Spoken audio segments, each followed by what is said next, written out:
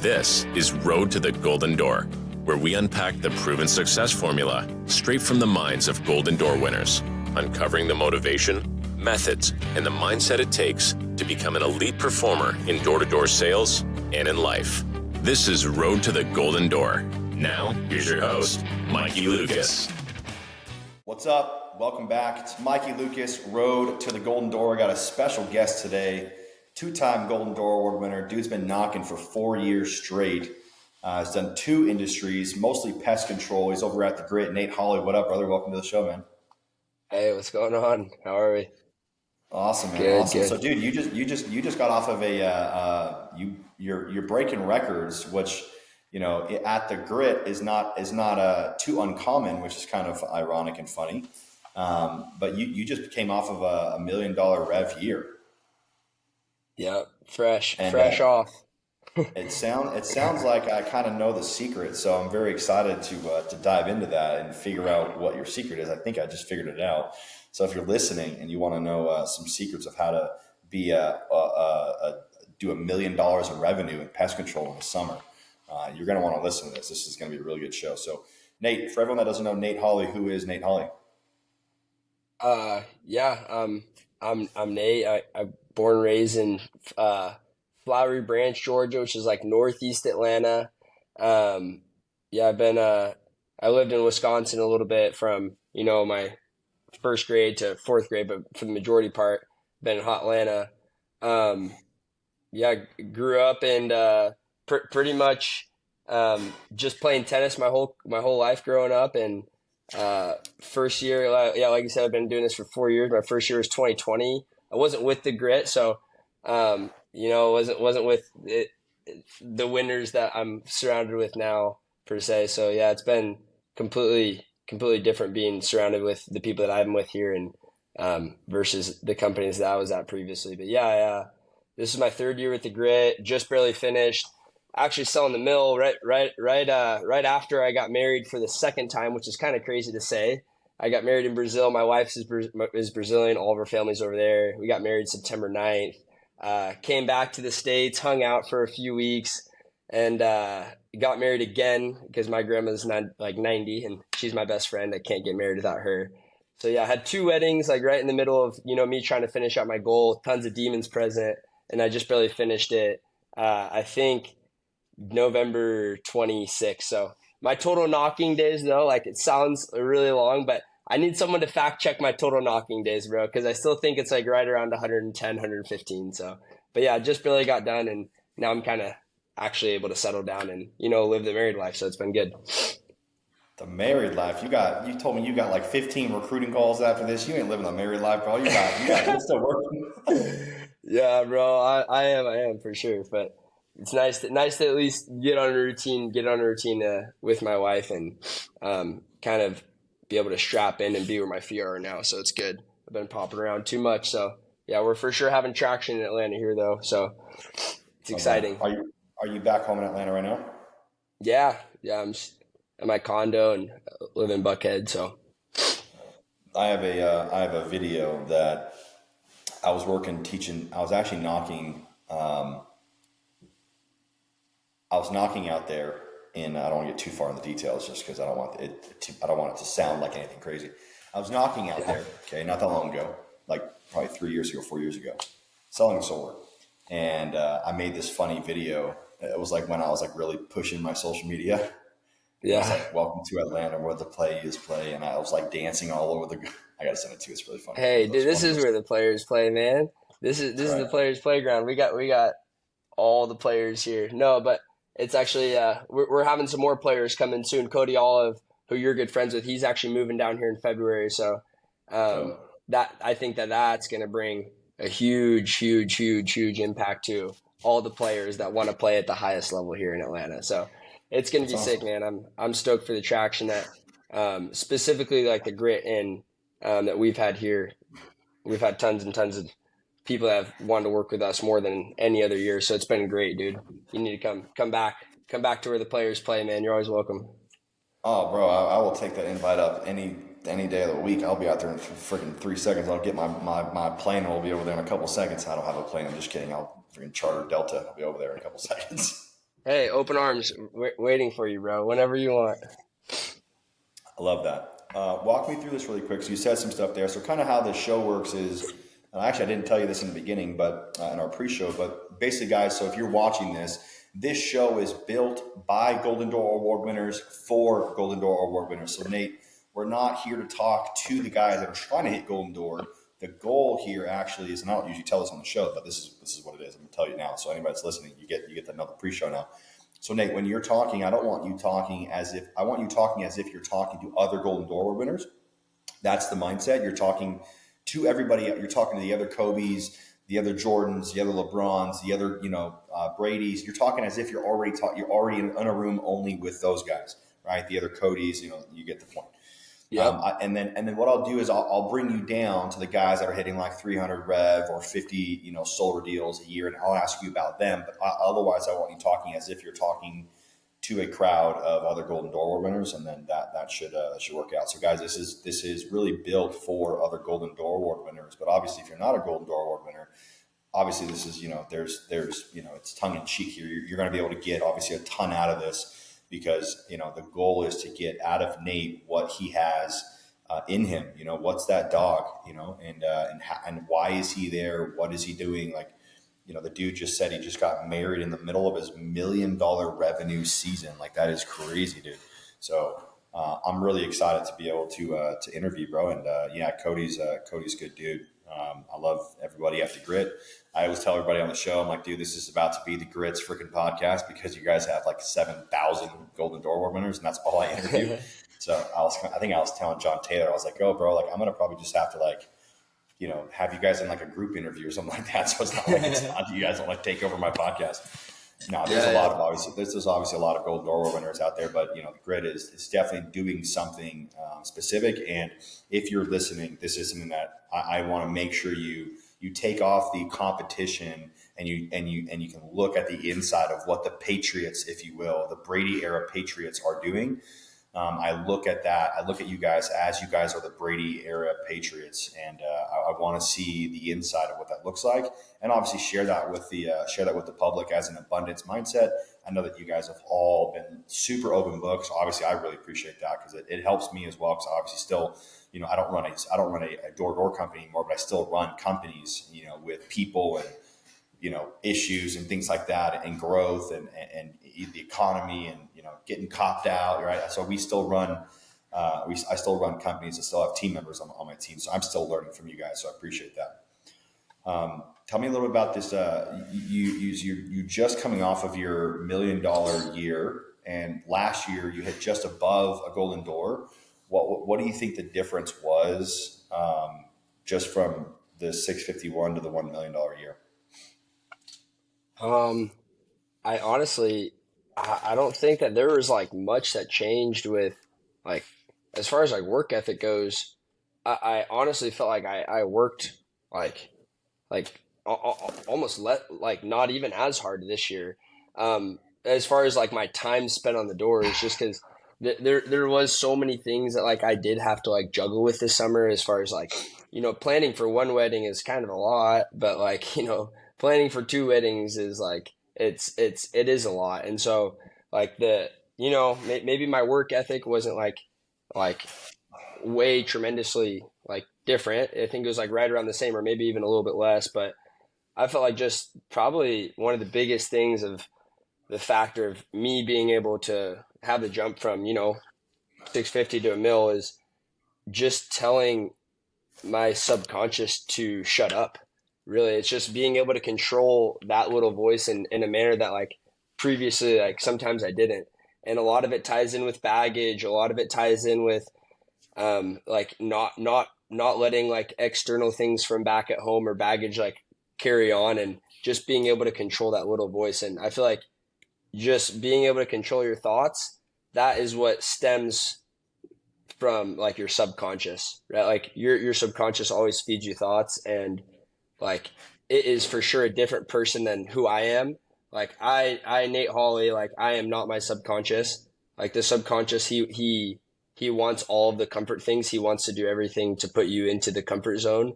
That way you're able to like be okay in a sense, like quote unquote okay, right? Because being okay is what's like feels natural. It's what feels normal. So I feel like just the way that like I spoke to myself was a little bit different. Like in between the doors, like I'm always deep in my notes. Like I've always preached on that, like with all the teams that I've ran and the people that I've trained. Like I've always been deep in my notes in between the doors. Like I like to say that I'm very busy.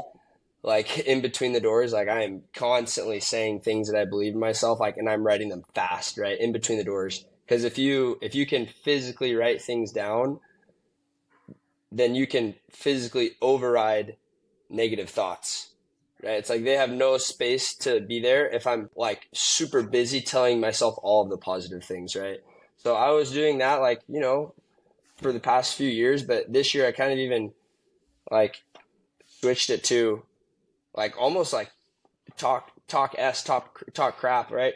At my subconscious, like told him he's weak, told him he's like, hey, you have nothing on me, you have no strongholds on me. So being able to like shut out my subconscious, I feel like helped me a ton. And then also I just like really, I think I did mature in a few ways that like allowed my professionalism to get like a lot better too, right? Like the subconscious thing, like that's one little battle of like not holding baggage, but like more than anything, I feel like just stuff like a lot of the professionalism stuff is going to allow you to just know what you're walking into better, right? Like we always preach on. Actually, I got this from Calvin Escobedo, and this is just like a little pro tip. And it's just like all the little things that I've done, but like just one of the examples, just like Calvin Escobedo, you know who he is, right? He's sold at the Grit. He's done a mill. He's had a crazy career.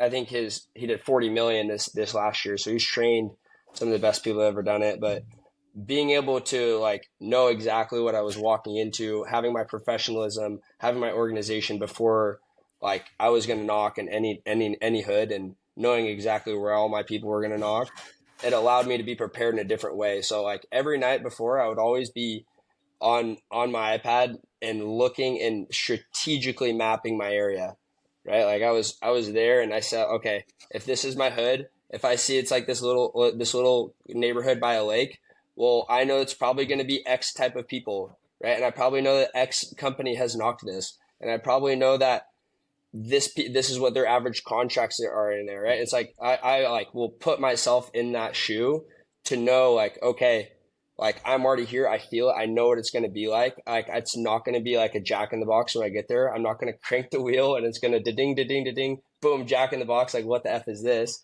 No, like I already put myself there. I already knew what it's going to be like. I already knew what companies they're going to have. I already knew what type of people probably knocked the area, what type of objections I was going to get. So like fully immersing myself into an area before I was going to knock, it also like really helped me like gauge how the day was going to go. And then I can forecast and shadow how it was going to go before it even happened. And whatever I would set in my mind, it's like, I would really believe that would happen. And usually that would just happen. And of course things are going to come up and stuff is going to happen, but being able to do that is going to allow me, give me a lot better of a chance to know it's actually coming my way. So I know those like two different things, but I feel like those were like, I don't know, two of the things that really helped me adjust from the year before to this year. Just my professionalism, being prepared and organized, like really making that like a priority for me. And then, just always talking shit to my subconscious. Like I was yapping at that guy the whole summer. Like, you've got nothing on me. You can't do anything to me. And, hopefully helping my guys understand that too, help them break through their subconscious and become better versions of themselves too. All right, there's a lot to unpack there. So Yeah. Really cool. That's awesome. I really like that. So that's kind of how I run the show is basically I ask questions and then I go, oh, that's interesting. Dig down on that a little bit more. And that's kind of why I think that the show flows so easily, because I'm asking you, 3 or 4 questions based off of what I want to know. And then I go, oh, he's an expert in this, or, oh, he has some really good experience in this.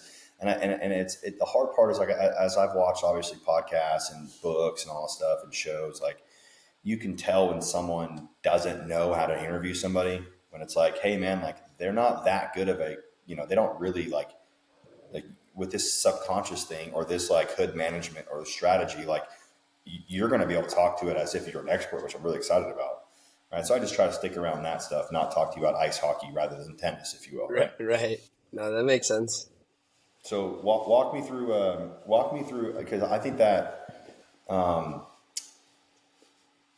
let's because there's a lot to one of these topics I want to stay around. So let me Yeah. Sorry, I know that was like kind of a lot, but I feel like no, just sorry for what? This is perfect. yeah. Those are just like the two main things I felt like, attributed to it, but No, tons of other things as well. that's what no, this is exactly what I want, bro. This is perfect. Okay, So guys, cool. check this out. So I'm going to go through 3 of these. You've got your professionalism, which I want to understand the maturity, what happened. You got your preparation, which is one of the things that I love talking about that conversation. And then you have the subconscious talk, in other words, mental health, which we'll talk about later. So why don't we start here in your hood management? Where did you talk to me through that? I don't usually talk strategy or like sales, all that stuff, but a lot of people, I want to give them some nuggets first off, because what you just said is like, I know who's already knocked in that neighborhood. I know what their contract value is. I know what they're presenting to them.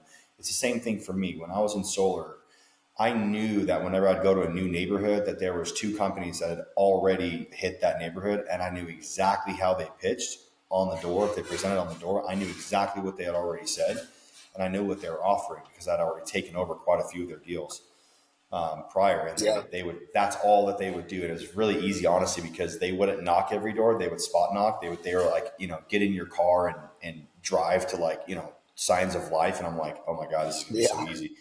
Yeah. Anyways, especially when I would run into them, they just weren't, again, I mean, I was at least at that point, like, 8, 9, 10 years in, 7, 8, 10 years in. Right.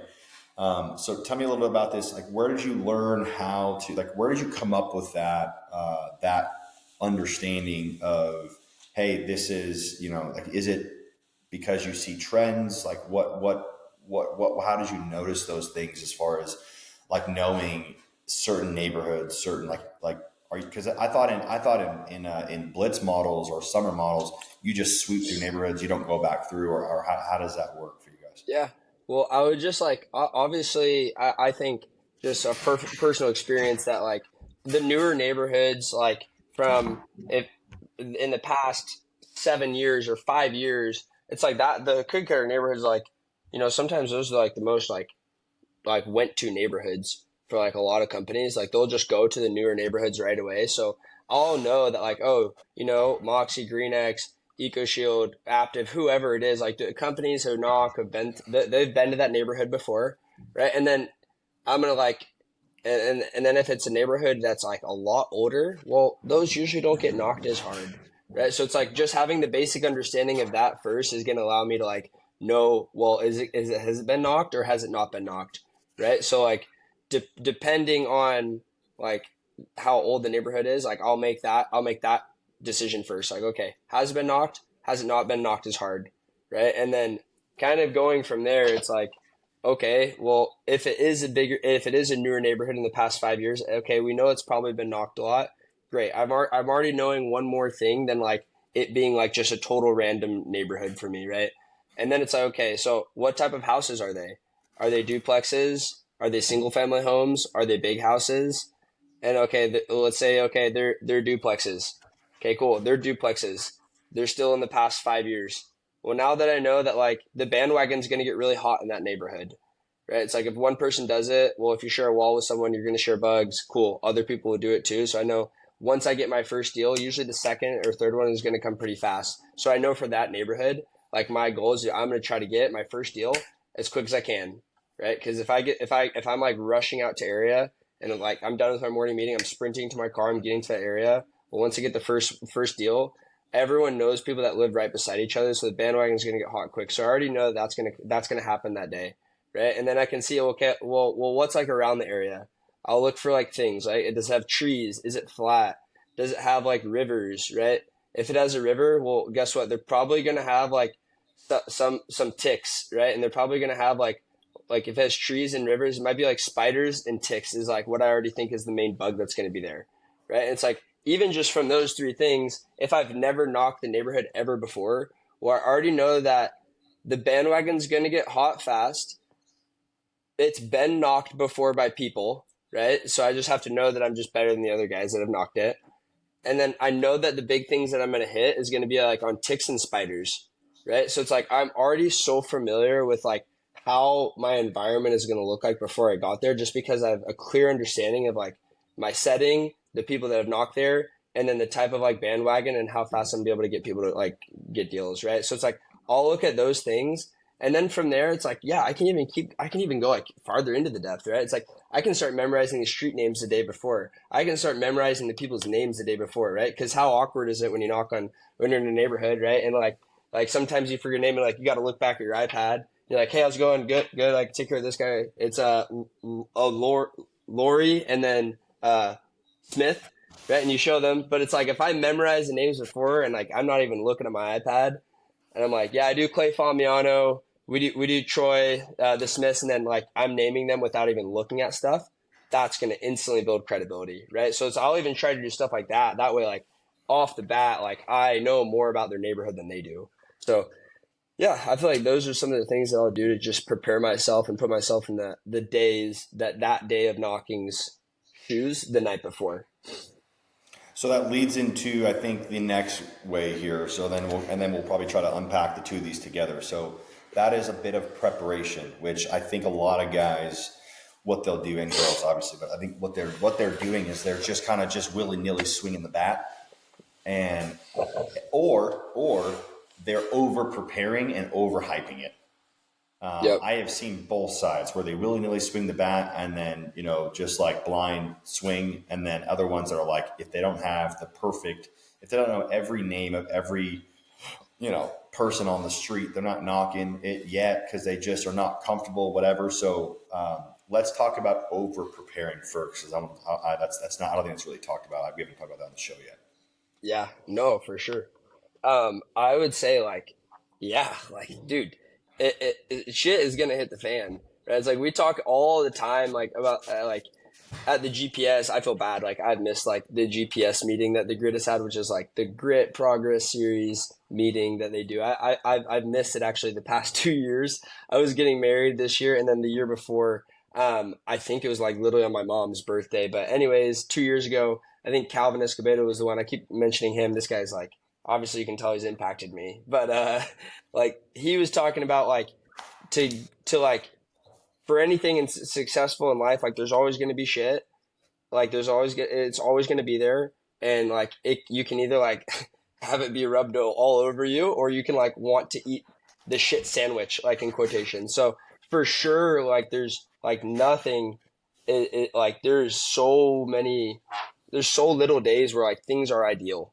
It's like you gotta want the shit sandwich, and you have to be able to get like athletic, or else like you're just gonna be mediocre, or you're just gonna be good, right? So for sure, being professional and like knowing what's gonna come your way and being prepared, making sure that it's not like a jack in the box and you don't know what's gonna come your way. That's not the way to do it. But there's for sure needs to be an understanding of, okay, I'm gonna be prepared, but regardless of that, like I'm prepared to eat whatever shit sandwich comes my way, because I'm the type of person that wants it, right? Like you just have to want it, right? And if you're already prepared for it and you're wanting it, well, that's just like another way to like be prepared. Is like you have to want to have the shit come your way. And if you're already prepared for it to come your way, well, dude, that might be the most appetizing shit sandwich of your life, right?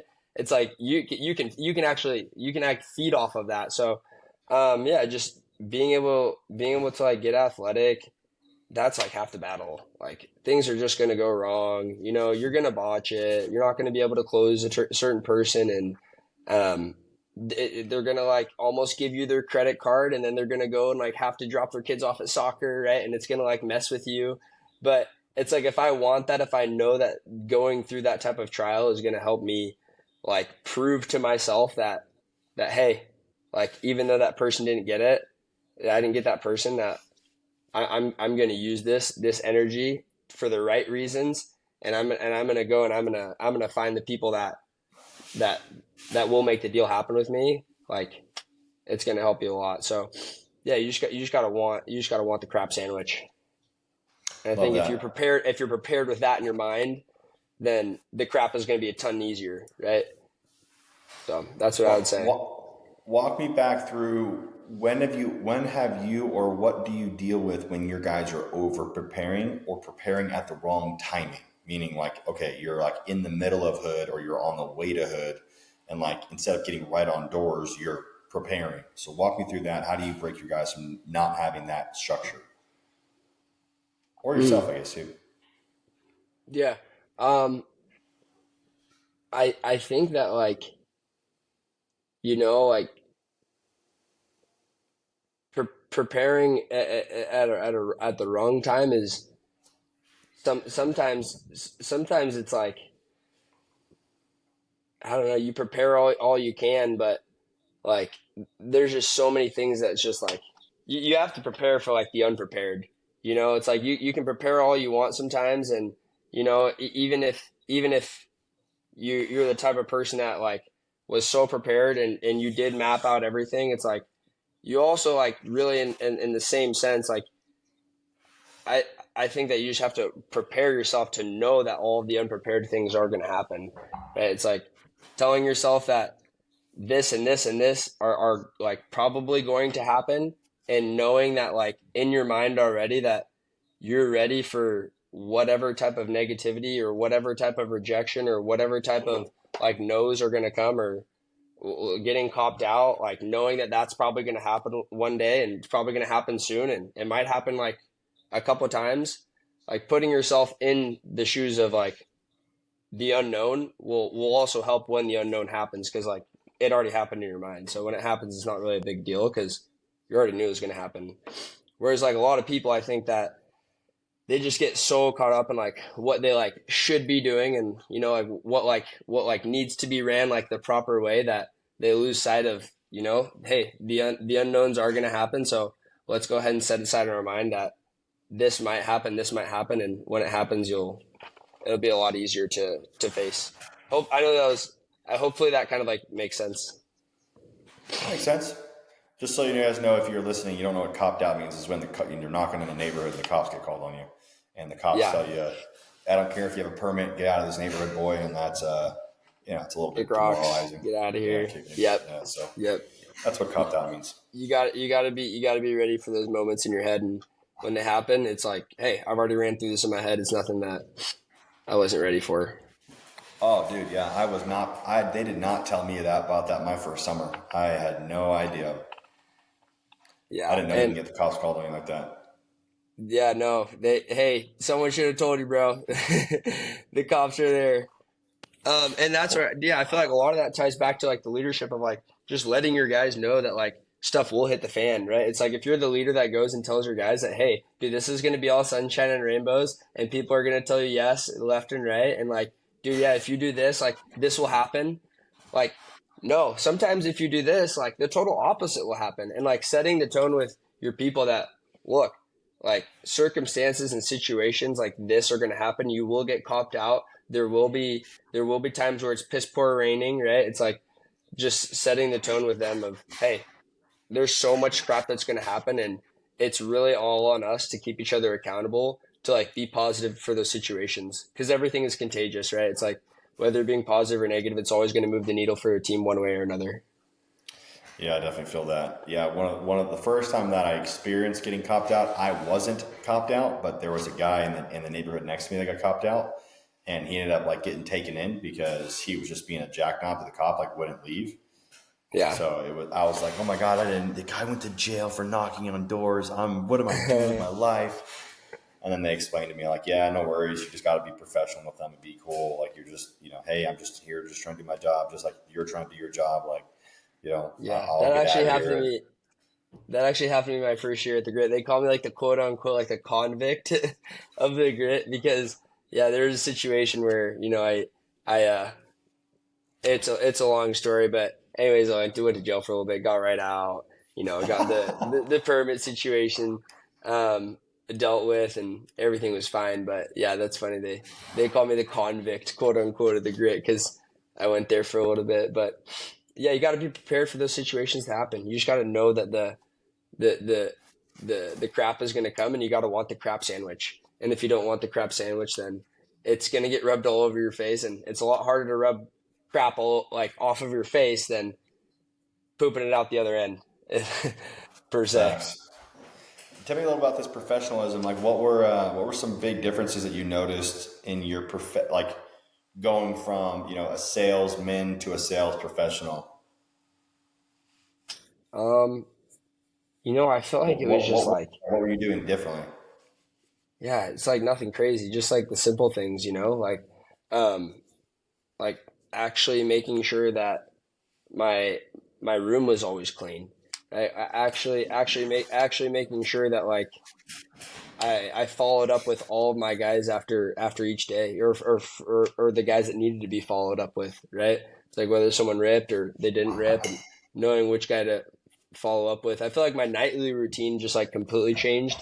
Like I would come back and um, my nightly routine was, come back, hang out with the boys for a little bit, hang out with whoever's in my room, um, and then do the hood for the next day and map out the hood, do the car groups, and then I would go to my room. Whatever was in my room that wasn't clean from the morning, because sometimes in the morning, like just who I am, like I'm kind of like a tornado. Like I grab my stuff, I do whatever, and then in the nighttime is when I like to like be organized, get my stuff done. I feel like I have a little bit more clarity after like my day is completed versus like before I start my day. For sometimes I just like feel like I have more clarity after I've done what I needed to do that day. So yeah, my nighttime was like when I actually started to organize things. Like that's when I cleaned my room. That's when I would come back and write down things that I needed to prepare for the morning meeting the next day. And so like just making my nightly routine a lot better was like the huge shift of like my organization, I guess. Just making sure that I always knew what I was going to be knocking in. I always put myself in the shoes. I always knew what type of neighborhood it was going to be, and forecasting like what my day would look like. And it all ties back to like the law of attraction, right? It's like you really, really are what you like think you're going to be. Like what you think is going to happen to you, like so much of the time really happens. So um I really try to encourage like that into like all of my people, like, hey, like attract what you think is going to happen the next day, the night before. Like always put yourself in those shoes. Always think like, hey, dude, if I'm going to sell 5 the next day, like map out, like create a visual game plan of like in your head, looking at your hood, like writing in your notes, like how you're going to make that 5 day happen, or how you're going to make that 10 day happen, or that 15 or the 20 day happen. So, I feel like just my nightly routine and doing that, and helping people kind of strategically prepare for the next day the night before is what really changed to help my organization. Yeah, I talk about that a lot too. Appreciate you sharing that. Yeah, I'm not a really big morning routine guy, though I have a morning routine. I put way more emphasis around my nighttime routine than I do my morning routine. The reason why is because I have seen, I guess, through experiment and tracking that I am significantly less productive, efficient, effective, and productive when I don't get the right amount of sleep. And and then I would say, okay, well, like I can't get this extra sleep because I got to get back up, right? Or I'm working and I got to work till 1 a.m., but I got to be right back up at 6 to get on a meeting at 7:30 or 7. And, I guess I got to eat or whatever I got to do. So what I noticed was that I would focus more on winding down rather than winding up. I'm like a Tasmanian devil myself. Yeah. One of my prior coaches was like, "You're like a Tasmanian devil, man. You're going a lot of places, but you're moving, but you're not really going places." And I was like, "Yes, but no." So I don't have a problem winding up. I do have a problem winding down, though. I noticed, and I used to smoke weed. I used to drink alcohol. I used to do all that stuff to like try to like calm me down. And again, I'm not Right. saying any of that stuff is inherently evil, but Mm-hmm. it wasn't good because then I would, this is like 10 years ago, but then I would smoke weed throughout the day, and that when you're, that doesn't work when you're trying to be a professional. For me, at No, least, it didn't for me. no. Anyways, I would I noticed what I would do, and I would like to know a little bit about what you're doing. So like the guest, because what I get a lot of DMs about is like, or I get questions when I'm on podcasts is like, what do you see? Like, what are the trends you're seeing in these Golden Door Award winners? And I'm like, dude, it's all over the board, but I do have, there are, those like 5 to 10 things that have consistently come up. One of them is some sort of routine. And I get asked questions about like morning routine a lot, but it's funny because everyone says morning routine and I'm like, no, nighttime routine is more important than a morning routine. Just to say that, honestly, I think, yeah. Hey, whatever. I'm on your side, bro. I'm on the night. Team night. Team night routine, bro. That's me all day. Let's go. Sometimes I just can't do it in the morning. Like, I don't know. Like it's just kind of like who I am. Like I wake up, I get out of bed, like kind of roll around a little bit. Like my breakfast is like, sometimes I'm not the most organized.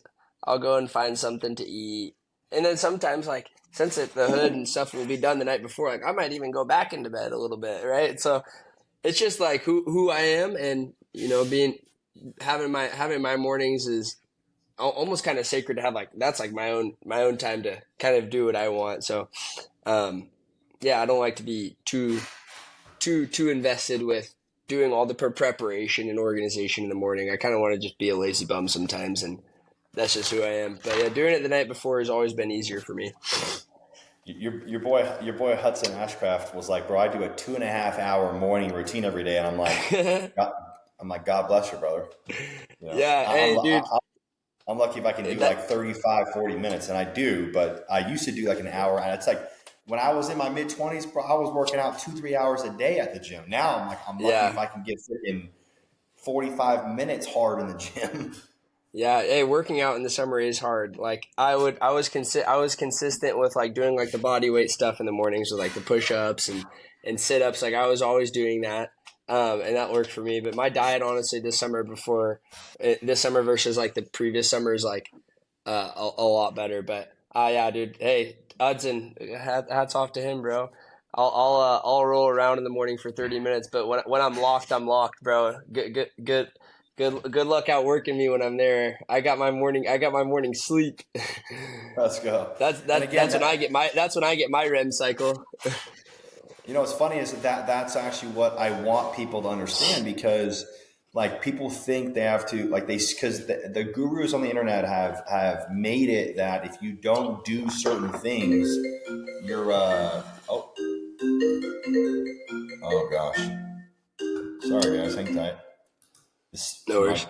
My brother's computer is do not disturb, and mom must have called 3 times because do not disturb. She's the only one that gets the pass in the do not disturb list. She went in and jailbroke it. So apparently. So anyways, I apologize about that. So, but yeah, that's what I want the listeners to understand is it's super important that people think they have to follow, Ed Milet's 3-day structure or Andy Frisella's 75 hard, all year round or whatever. And I think it's more like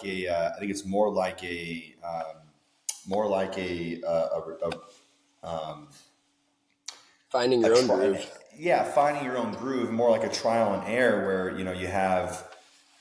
you try things, but if you're not trying things, it's almost like, going and failing. If you don't try things, then you're not going to get there. So I think it's interesting. I don't necessarily, not just like you said, I don't do that. I don't do what you do in the morning. I still get up and get my stuff going, but there is time, brother. I will be straight with you and the internet. I actually talk about this decent amount on the internet. There are a decent amount of mornings. I would say at least a handful, at least 10. I would say even 2 handfuls where I don't want to do anything, and I've got a pack day, and I'm like, dude, I don't want to do anything right now. But I've noticed also, that it's correlated with my nighttime routine. Right. That's what I was just about to say. It's like if I did it the night before, it's like, hey, the preparation organization is already there. It's like my Segway is charged. All my things are prepared. I know exactly what I'm going to wear. Shoot, I know exactly the type of people and everything that like I'm going to be talking to today. I have my whole entire morning meeting set up. It's like, okay, maybe I can have that time to just be with myself if I prefer that. So yeah, I totally agree. There's no secret path of which morning routine or which nightly routine is going to be the best. It is really trial and error, and figuring out like like which engine fuels like you get the most thrust out of. It's like Yeah. finding that is what's going to be able to help you get the most out of yourself anyway. So Now, let me ask you a question that you probably have not been asked yet, and maybe you've thought about this, and maybe just because the Grid is more or less a personal development company that just so happens to sell pest control products. So you've probably been maybe asked something similar to this. But at what point, Nate, do you change what you're doing now, and how often or when do you think that you will reevaluate if that morning is working or if your nighttime is working and it's leading you to become better than you were the previous year, previous month, previous week? At what point are you going to evaluate that? And maybe what do you do if you've done it before? Like you're saying, like at what point did I evaluate that like my nighttime routine was working better than doing my morning routine? Yeah, I'm saying like have you had that in the past? And then like now, as of right this very second, when do you think you're going to be like, okay, let me step back and be like, is what I'm doing working and is it not? And do you have that structured? I do mine every quarter where I Yeah, kind of just no, pick my head up and I'm like, okay, where am I at now? I'm assuming you probably do it for before sure. summer, after summer, whatever. But like, what does that look like for you? Yeah, I mean, well, for me to like figure out the nightly routine worked for me is just like really understanding that like the morning routine like wasn't my jam. Like I even got, and I think it's even taken me like until this year. Like I've always like I haven't really done the nightly routine before. Like I wasn't the most organized person. Even my first 2 years, like I just wasn't the most organized. And even this year, like in the beginning of the summer, this was my fourth summer, and like I even got a gym membership with my buddy that he got for me, and like he was like, okay, it's gonna be $50 a month, and I got tied into like this like contract like thing where I was paying like okay $50 a month, and I did it like the first couple weeks, and I was finding myself just a lot more like exhausted and like scrambling in the morning, and I could find that like my headspace was like just too much, too many things I was trying to focus on, of trying to like do the pods in the morning and trying to do the area in the morning and trying to figure out my breakfast and my workout. Like it was just too much for me. And it was like Hmm. maybe a week and a half into it where I figured out that doing the whole nightly, doing maybe it was even 2 weeks into April, where I figured out like, dude, doing the nightly thing is gonna allow me to get like just way more out of myself. My mental focus and clarity was gonna be clearer. I can actually like be present on doing the hood without like worrying about like what I'm gonna talk about in the morning meeting. So it was pretty quick for me to understand that. And then as far as like self evaluation, I just feel like um, that's something that's like a day in day out where I kind of do try to like check myself, but also I just try to hear it from like the ones around me of like what I could be doing better. And I like to think that like I am a sponge from especially people that like are above me. Like I work directly now with with Cody Olive, and I always ask him because he's been doing this a little bit longer than me, and obviously it's a blessing to work with him. So I just try to utilize my resources to see, hey, what do you think that I can be doing better? How can I better execute this? Um, like in order for me to like have these guys be like more bought in, or in order for me to like create a better culture here with like our relationships before we go out for our next selling block, like what do you think that I can be doing, or what do you think that like I can do in order for like this aspect of my business to run more fluidly? Like I think that just utilizing your resources is the best way to do it. Sometimes it's hard to like self-analyze, it's like it's hard to like look at yourself from a different perspective because you're always looking through your own eyes. So getting a new perspective sometimes just literally means getting a new perspective, like actually asking the ones around you what they think that you can be doing better. So Interesting. I think, I think, yeah, I understand what you're saying there. So let's dive in that just a little bit. Then I want to transition. I would say that is the reason why I'm at where I'm at is because I am not afraid of corrective criticism. And I think that has a lot to do with how I was raised growing up. But I think that is a men's mental health, which is what I want to transition to in a second here. issue that we deal with is that men right now, our generation, 20 and 30 and 40 year olds, low 40-year olds, are not cut from the same cloth that our grandparents were cut from, where we have to be like soft with each other of like, oh, Nate, don't worry. You're just late to every effing meeting. It's okay. Hmm. Anyways, stuff like that, where it's like, oh, don't worry, Nate. Just keep doing your same lazy crap. It's going to be okay. Don't worry. You'll get the success you want. So I want to talk a little bit about why is it that Nate Holley likes or attracts corrective criticism from his peers? Where did that come from, and why? And how has that helped you? Um, that's a good question, man. I really think that, it first came from, um, just Drew Hansen. He's the reason that I'm at this company. I DM'd him coming from a different company. He's like the person that's taken me under his wing, and I've sold with him two summers of the million summers that he had. One of them he did 1.1, the other one he did a double golden door, and like he completely changed like my view and my idea of like what success means. Like I used to like I used to think that like success was, the amount of investments that I had, and like how much money I can like invest into this, or and how early I can retire, and like how I can set myself up, and how I can grow, and how I can do it was pretty self-centered, to be honest. And seeing like the way that Drew Hansen ran his teams, how selfless he was, the way that he always put other people's needs before his. He would literally give like, if he thought like a hood was going to be like more juicy or better, like he would go and give that to someone else before he would give it to himself. He knew that he was gonna, like, yeah, it doesn't matter like for him what hood that he's in, like, period. Like he was always putting other people's needs first. And seeing like the way and the selflessness that he had when he was leading was completely different than the leadership that I was plugged into before. So he completely shifted my idea and my view of what success means, like 100%. So like knowing that, and knowing how like my view of success now has been way more impact driven, way more selfless, way more about other people and a lot less about me, and how that has equated to my success as being way greater than like when I was doing it the other way.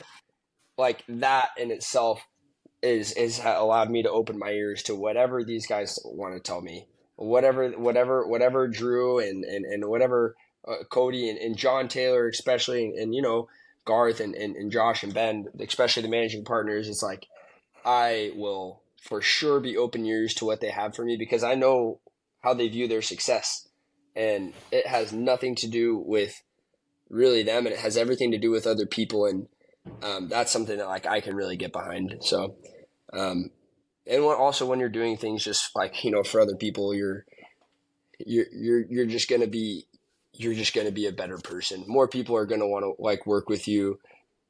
God's blessings are gonna be upon you more. So yeah, I guess it really just stemmed from that, and I guess initially how like Drew helped shift my idea of what success was. Lovely. Is it easy for you to take corrective criticism, and do you think people have to earn it, or like can you just give it out sparingly? Yeah, I mean, like I feel like, like uh, I don't want to be criticized by anyone. Like I won't take anyone's like opinion. You know what I mean? Like I feel like exactly what you said. Like you do have to earn your right to like tell me something for me to get behind it and believe it, right? Like you can't just be some random person telling me that I need to change my life in all these ways Yeah, without Nate, showing me, slow down. You're going too fast. What are you doing? You're not even being with your right? wife. Like you don't show up to your wife till 10 p.m. How dare you? You're going to be a good husband? Yeah, sure. Right? No, it's like I'm for sure not listening to that guy. But someone that has like actually like proven to me that like what their words are what the words that are coming out of their mouth like have value by the effects that that's had on their life, and the way that that's helped them in a positive way, and I've seen that like firsthand. Well, for sure, I'm open. and I'm open to grow in any way that person thinks. Like if Drew tells me or Cody tells me, hey dude, I need you to start doing this, and if I think that like it like maybe wouldn't work out for like what my vision and goal was, like dude, I'm probably just gonna listen to them because Drew Hansen has never strayed me wrong, like literally ever. Like any of the advice that he's given me, like he's never once lied to me, right? Like he's never once told me something that wasn't true. Like nobody at the company, nobody at the Grit has ever told me something that wasn't true. Like I've always been like told the truth too. So yeah, that in itself, I think that it's super easy to be a sponge to people that have always been trustworthy to you. So yeah, I like to think that I can take constructive criticism really well from the people that have proven that, hey, my words do have value, and here's like a bunch of ways that it has. So yeah. Love that. Let me. I'm going to try to transition here so we can wrap this thing up a little bit. But I had a question that I wanted to ask you. It left me, but let me see if I can find it really quick. Okay, there it is. Give me some character traits of what it takes to be a Golden Door Award winner. I keep getting asked that. Like people are like, give me, what are the 3 things that you need to do, or 3 to 5 things that you need to do to be a Golden Door Award winner? Like, what are like the attributes or character traits that you see in all of the Golden Door Award winners, or most of the Golden Door Award winners, at least at the Grit?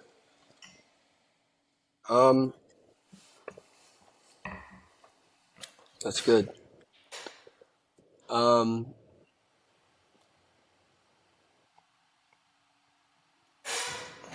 I would say like the attributes as far as like just kind of broad spectrum for everyone. I feel like just like everyone like that sells like over 400K, like they all work really the hours. I don't feel like it like really has anything to do with that.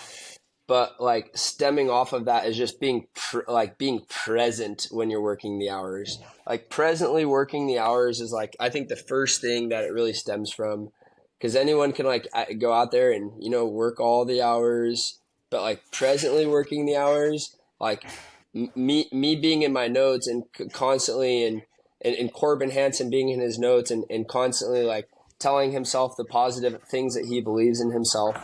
Like that's completely different, and doing that in between every door, like that's completely different than just working all the hours. So the first thing is just like presently working the hours. Anyone can work them. It's hard to be present. So that's like the first thing I would say. And then the second thing is just that like understanding like really and always reverting back to like the reason like behind your goal. It's like you can't do it if you don't have a concrete understanding and a familiarity with like what your why is. So like having a clear understanding of that. Everyone like that sells like 400 accounts to like I don't know 700 accounts. Like everyone knows like the how like pretty much the same. Like the how is pretty much the same. Everyone says the same words. They can like redirect smoke screens the same way. Like everything's the same, but in order to knock inspired, you have to have a clear understanding of your why. And then when you're knocking inspired, that's when you're selling tons and tons of people. Like everyone's biggest days, like everyone's like the day that they PR'd, like I guarantee you that person is inspired. And the reason that they were inspired is probably because they were like thinking about why they wanted to have that type of day or why they wanted to hit their goal. So that would be like the second thing, just clear understanding of your why. And then the last thing, I would just say like, just preparation. You just can't do it without being prepared. You've got to be prepared in multiple ways. You gotta be prepared. That's it. Those are 3 things that I would say. Awesome. Let me kind of a segue into that. Give me some similarities and some differences between Calvin, Cody, and Drew. 3 dogs. Oh, so some similarities and differences. Okay. I think that like Drew and Cody are like complete opposites. Like I've just barely started working directly with Cody, and I've loved it. Like I'll tell Cody this and I'll tell Drew this. Cody's more organized than Drew. He just is. He just is. He's the Sarge. He's so organized. He's just more organized. And then I think that Drew is just like and I think Drew is organized as well. I'm not going to discredit him, but I think that like Drew is a little bit more like can be a little bit more like off the whim, or even like can get a little bit more athletic sometimes. Like I think Cody's very athletic, but I think that he's just so hardworking and so structured that like that's what fuels his fire. Whereas like Drew might not have like the same structure, and he might not have like the same organization, but like he's gonna always find a way to figure it out. Like always, always, always. Right. So I think those are like a little like two differences between them. And then, I think that I honestly don't know like Calvin's organization like too well, but I think that Calvin's like a good mix between like both Drew and Cody. But Calvin is just like he's just different. I think he's like one of the most chill people I've ever met. Like it's so funny to see like how complete polar opposites people can be, and like how they can still have like right around the same performance. Because like having a conversation with Cody and having a conversation with Calvin, like it feels so much different. Um, like yeah, I think Calvin's just one of the, like he's the most laid back people that I know, and um, I feel like people can just like feel that off of him. I don't really know how to differentiate him too much from like Cody and Drew. Besides that, he's just like super laid back. What's one thing they all have in common, as they all are very high achievers in the door space at the grid? Yeah, it's just um the belief they have in themselves.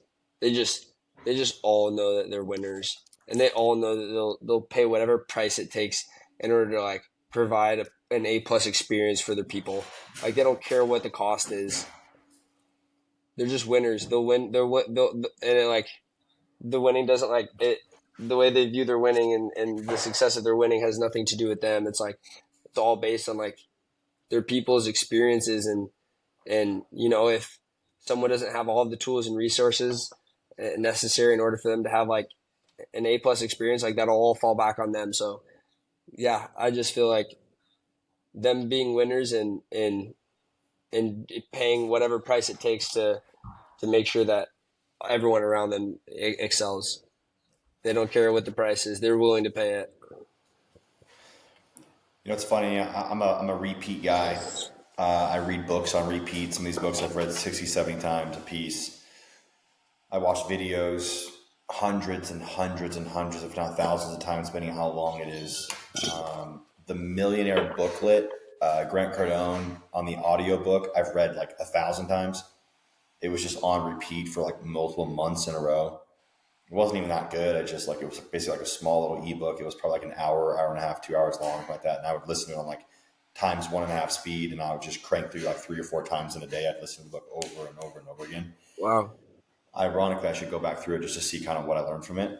I don't really remember. I just was, Millionaire Booklet sounded cool because I was on the way to making my first million. And within a year of that, I cleared 1.4 million, which is pretty cool. I don't know if it was because of that, but it was just, I was trying to dump make the million as much around me as I could. There's been an Andy Frisella. What's funny is I was never really an Andy Frisella fan. We do the first forum instead of hard. I'm in Arate Syndicate, which is their mastermind, and I'm really an Ed Milet guy, but I never really was an Andy Frisella guy, just because he cusses a lot. And I was like, dude, like you don't have to say fuck every other word to like get your point across, but he does. Right. And at that time, that was before I knew my character. And, if I'm Christian, I can't say the F word on the internet. And like, my brother would judge me. My dad wouldn't. My brother would judge me, and his wife would judge me. And that's one of the reasons why I didn't. But now I don't really care. Obviously, I clearly just did that. Just because my belief in myself is what's most important, rather than them being like, don't come, because it's happened to me where like something has happened where they like don't want me to be around their family, and that's like, stripping me away from the families, like my nieces and nephews is what I all wanted to avoid. So actually, this is a side tangent, I apologize, but actually, that's what led me into now the character that I am now, which is more Mikey Lucas than it ever was, because I was really trying to please my brother's wife, which sounds really weird, but it was true, because she would watch everything that I would post, and then I knew that she would take my brother away from me, which was, for me, it was very hard because I grew up with my best friend, my brother. Yeah. But there's been let me come back here. There's been a video that I've been watching, Andy Frisella, where he's talking about top performers. He said, like, guys that win, they have that I'm going to win or I'm going to die fucking trying mentality. And, it's like literally it's a YouTube reel that I screen recorded. Usually I just listen to it on YouTube reel because I don't have to keep restarting it. And the YouTube reel would just play over and over and over and over and over again. And it's been something that I've been hanging on to the last like week and a half, just because we're end of year now, currently 2023, and it's big fundraising season for us. And it's like, it's been tough, bro. It's like, I'm like at the end of my golden door year, if you will, in fundraising. And I'm like, I'm not going to fucking stop, dude. Like I'm on holiday right now, and Yeah. I'm working. Christmas is in 4 days. Here we are, bro. Yeah, literally. So yeah, my wife was like, "Is that?" She's like, "Are you doing business goals like over the holidays?" And I'm like, babe, do we are we like serious about our goals, or are we not serious about our goals? And she's like, "We're serious about our goals. Let's do the business meetings." yes, that's the whole So, yeah. Zach Kinzel pre-overcoming that situation, but. No, I've had that. I've had that video on repeat the last few days. And when you said that, it kind of made me reminded me of Drew, Cody, and Calvin, and then now as well as you. So it's cool. Like, you have that I'm gonna win or I'm gonna die trying attitude and outlook on life. I think that's really important that you said that the belief in oneself is what you see the most in all three of them. I mean, definitely John Taylor as well. I mean, for sure, that's definitely. Yeah, he's never had a problem with that. Yeah, these guys have that conviction, which is pretty awesome. It's really cool when you see there's a few companies that, in solar and pest and roofing, that when the guys walk in, they just ooze confidence, and not arrogance confidence, because there's also those companies. Or those offices or those groups of guys, but it's cool to see that level of confidence. And it was really awesome. I was a little afraid of John Taylor at first, but then once I started to realize who he was, I was like, oh, this guy's not a prideful prick, self-centered prick. He's first of all, he's protective because he knows what's happening at to work on. It's not recruiting, but obviously his organization is on on the front lines of everybody trying to recruit everybody out of the grit to their company, which I'm sure has happened. And it's funny because I told him, I was like, bro, you have like a cult-like following. These guys are following you. In a cult, people don't know why they're following.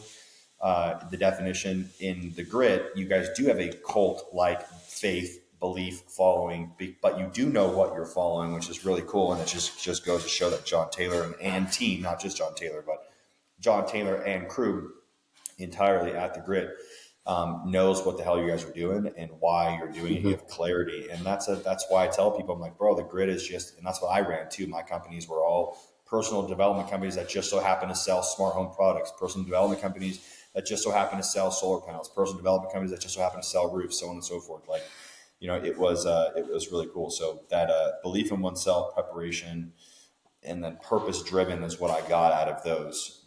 Let me transition really quick, unless you have anything to say to that.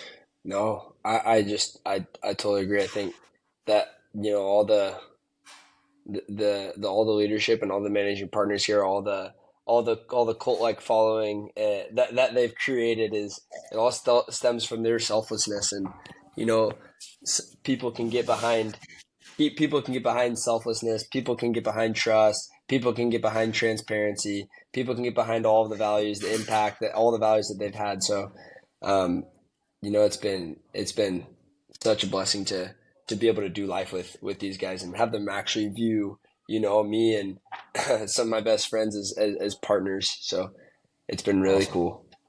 Love that. Let me transition, try to land the plane here rather. I feel like I'm a Baptist preacher, Southern Baptist preacher. I've literally tried to end this plane like 3 times. Come on, bring I'm it, on. bring it. Let's go. Tell me. Let's talk about men's mental health really quick. It seems like you've either gone through a lot and have had fought some demons and have won, but I've also lost a few of those.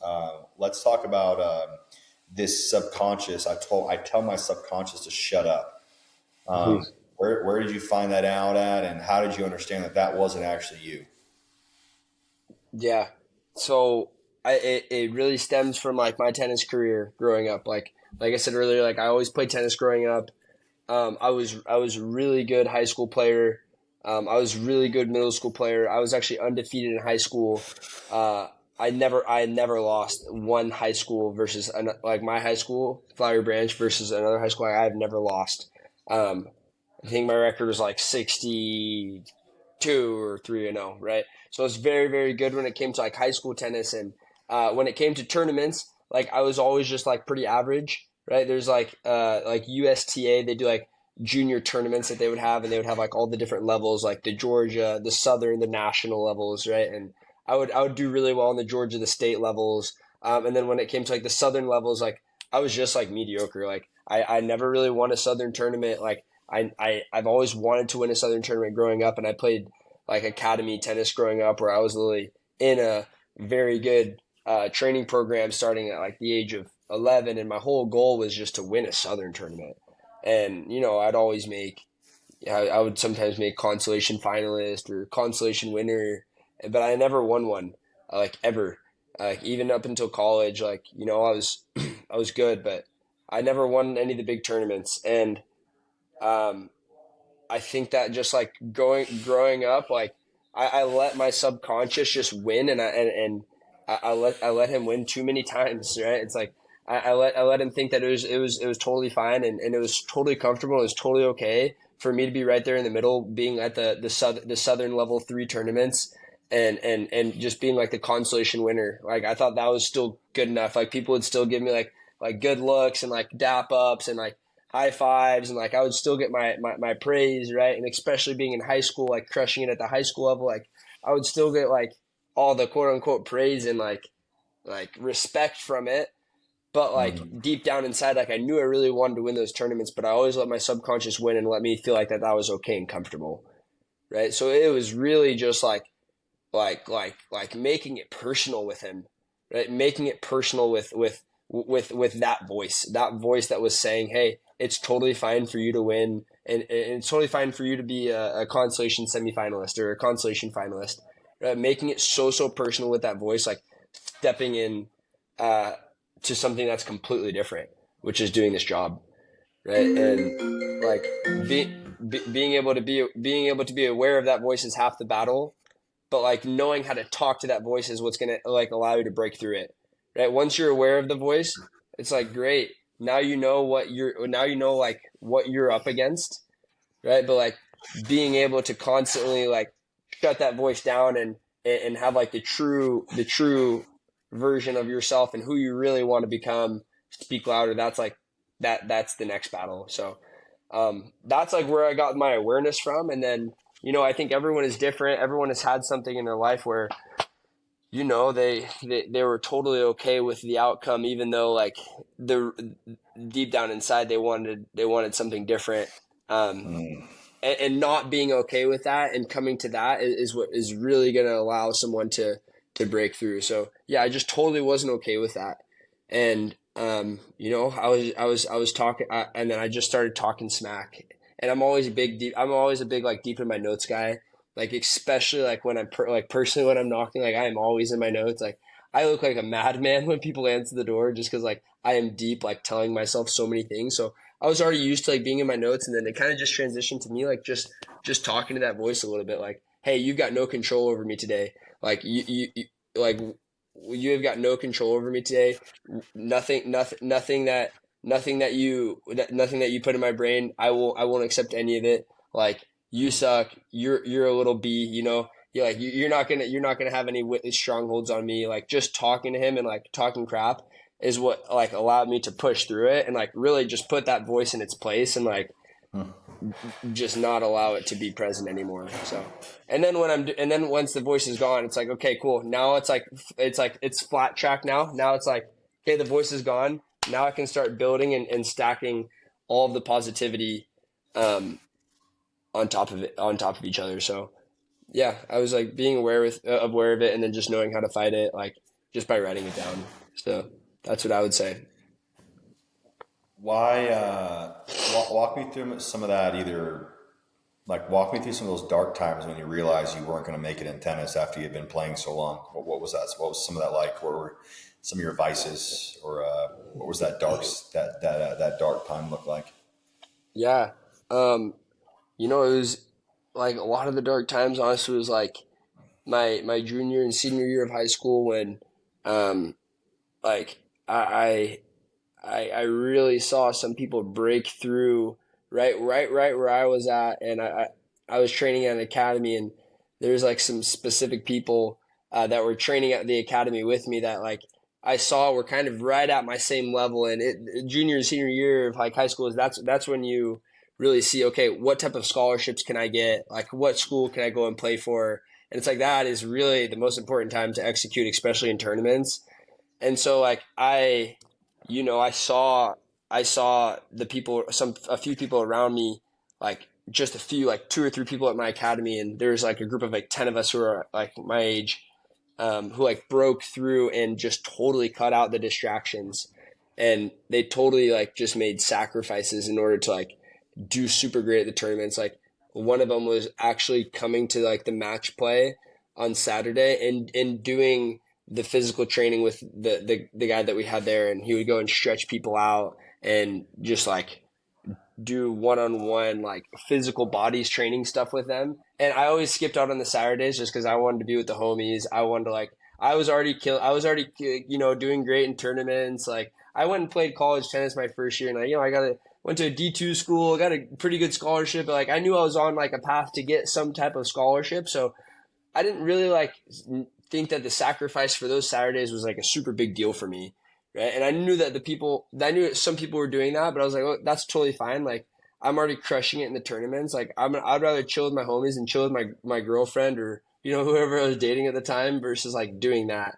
But like what I realized would happen is like, well, I was playing so much and like I was doing so much anyways that like when I was playing the matches, well, I would start to cramp up. Like I played this one tournament in Rome, Georgia that was super important for me. It was like this Southern Level 3, like National Level 5 tournament in Rome, Georgia, and I was playing with my doubles partner Hiram, and we were pretty deep into, it's called a super set. You play in doubles, you play like 1 set to 8 games, and we were winning like I think it was like 6-3 or 6-4, and I just started cramping super badly, and I was like, wait, shoot, dude, if I just went to the Saturday like match play, like, dude, this wouldn't have been happening right now. I would have been hydrated the right way. I would have been able to listen to like the trainer and do the stretches to prepare for this, so this wouldn't happen. And we ended up losing that match, and we were the consolation. I think we're the consolation winners again for like that doubles tournament.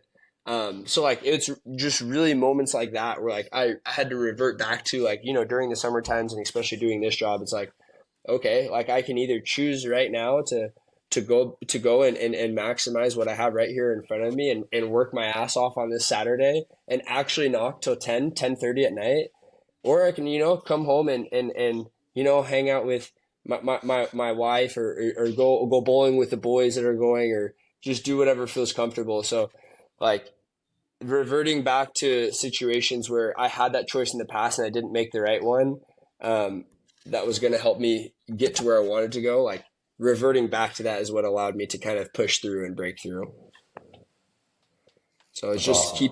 keeping those things in my back pocket, keeping those receipts, and knowing that one day, like, hey, like maybe I didn't cash out back then, but I'm going to prove to myself that I'm the type of person that can get redemption on those things. And then now that I've done that, it's like, now I've proven to myself that like, I'm not the type of person that like won't get revenge on myself. Like I'm always looking to revenge on myself in some way. Right. It's like, I want to prove to that younger guy that like, hey dude, like I can do it. So, you know, keeping things like that in my back pocket is important for me. And I always try to look for new ways of like proving to my younger self that, you know, I am willing and I am capable and I can do it. So I keep receipts and I try to cash out on those receipts later on. Have you But have you kept tabs on those dudes, tennis dudes that beat you out? Where they're at? yeah. I've kept some tabs on where they're at now in life and stuff like that. Um, How's that motivating you at all? Are you using that? Are you leveraging that? you know, to be honest, like not really, right? Like, so, like I've just like, you know, seen where they're at and stuff, and I don't know, I haven't really used that as much leverage. Just more personal with like me, I feel like than anything against like them. You know, if they beat me and it's because I didn't go to my Saturday training, dude, that's great. That's props to them. Like that's my fault, right? So I feel like it's a little bit just more um centered with, you know, me proving to myself, to my younger self that I can have those types of breakthrough versus, you know, showing that person that like, hey, dude, even though you beat me back then, like I'm crushing it in life now. I feel like it just, you know, I just want to always, I want to be beating myself. Myself is I'm my biggest weakness, and as long as I can, you know, break through on things that I didn't break through before, I'm always going to be progressing and hopefully becoming the better version of Nate Holley. Love to hear that, brother. It's been a pleasure. I've had a really good time conversating with you, man. You are an animal, so that's definitely confirmed.